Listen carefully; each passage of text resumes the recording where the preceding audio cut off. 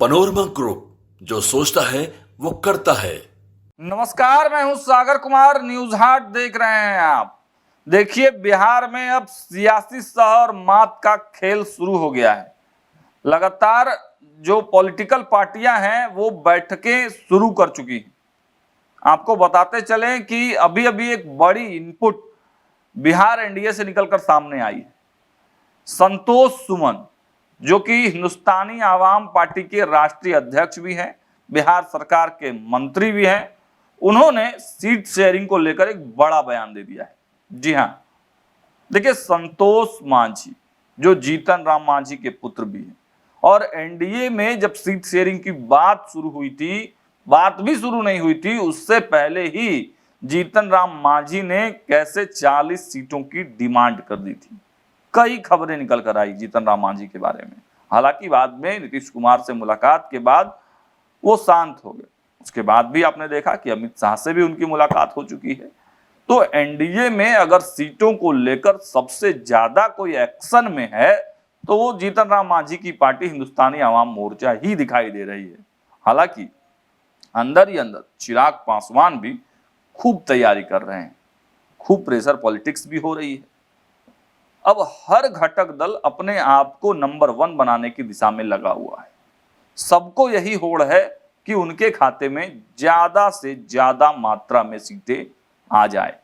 और अब माना जा रहा है कि जब फाइनली चुनाव का बिगुल फूकने जा ही रहा है तो एक बार पूरी तरह से टेबल टॉक करके फाइनल सीट शेयरिंग पर मुहर लगा दी जाए। हालांकि कई आंकड़े दिए गए, कई तरह के फॉर्मूले दिए गए कि इन फॉर्मूलों से, इन आंकड़ों से, इन स्थितियों से, इन परिस्थितियों से एनडीए में जो है आंकड़े बढ़ चुके हैं। कई विश्लेषकों ने भी इस बारे में बताया। लेकिन फाइनली अभी तक एनडीए के अंदर सीटों के फॉर्मूले को लेकर कोई सटीक या विश्वसनीय डेटा अभी तक नहीं निकल कर आया है। और इसीलिए ये बयानबाजियां भी हो रही हैं। इन बयानबाजियों का साफ मतलब है कि एनडीए बिहार में अभी तक सीटों का बंटवारा नहीं हो पाया है। और देखिए, ऐसे नाजुक समय में भी जीतन राम मांझी के पुत्र संतोष सुमन ने एक बड़ा बयान दे दिया है। उन्होंने एक चैनल से बात करते हुए साफ तौर पर कहा है कि देखिए, हम किसी से कम नहीं हैं, कोई हमें कम करके नहीं देखे।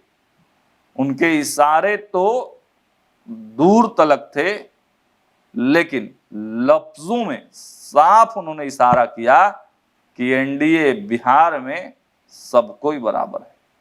देखिए, कहा जाता है कि एनडीए में जो सबसे बड़ी पार्टी है, बड़े भाई की भूमिका है, तो वो फिलहाल में नीतीश कुमार की, और यह भी आगे चर्चा चल रही थी जनता दल यूनाइटेड फिर आने वाले समय में भी बड़े भाई की भूमिका में रहना चाहता है। दो बड़े दल हैं, भारतीय जनता पार्टी और जनता दल यूनाइटेड, नीतीश कुमार की पार्टी। तो यही लोग मिलकर सारे डिसीजन लेते हैं। अभी तक तो यही देखने को मिला है। आपने देखा कि एक एमएलसी का सीट भी सुनील सिंह वाला जो था, उसमें भी डिसीजन लेना था, तो डिसीजन नीतीश कुमार की पार्टी ने ही लिया। हालांकि प्रेस कॉन्फ्रेंस में तमाम घटक दलों के लोगों को भी बुलाया गया। मुख्यमंत्री नीतीश कुमार बैठक भी कर रहे हैं, तो बारी बारी से सभी घटक दलों के लोगों को बुलाया जा रहा है। प्रेस कॉन्फ्रेंस जो एनडीए की साझा हो रही है उसमें भी सबको बुलाया जा रहा है। देखिए, सम्मान तो सबको बराबर दिया जा रहा है, लेकिन क्या ये संभव है कि बिहार एनडीए में सबको समान सीटें दी जाए? आखिर संतोष सुमन का ये बयान किस ओर इशारा करता है?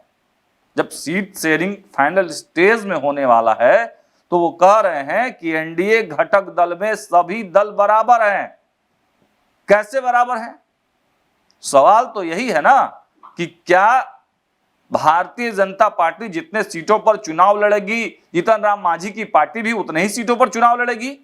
क्या जनता दल यूनाइटेड जितने सीटों पर चुनाव लड़ेगी, जीतन राम मांझी की पार्टी भी उतने ही सीटों पर चुनाव लड़ेगी? क्या एनडीए बिहार में अब समान रूप से बंटवारा होगा? सीटों का फॉर्मूला क्या अब सभी जो घटक दल है उन्हें बराबर बराबर बांट देने का फॉर्मूला तय हो गया है? आखिर इस सिचुएशन में संतोष सुमन ऐसा बयान क्यों दे रहे हैं? यह बड़ा सवाल है। क्या भीतर खाने में सब कुछ ठीक नहीं है? हालांकि उनके पूरे अगर साक्षात्कार को देखा जाए तो उसमें उन्होंने एनडीए के बीच में कुछ भी गड़बड़ी की बात स्वीकार नहीं की है। उन्होंने साफ कहा है कि सब कुछ ठीक चल रहा है।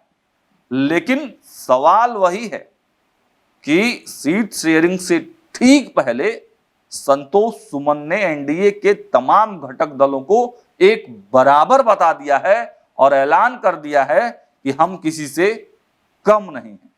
अब ये बातें वो चिराग पासवान को सुनाने के लिए कह रहे थे, नीतीश कुमार को सुनाने के लिए कह रहे थे, सम्राट चौधरी को सुनाने के लिए कह रहे थे, या फिर उपेंद्र कुशवाहा को सुनाने के लिए कह रहे थे।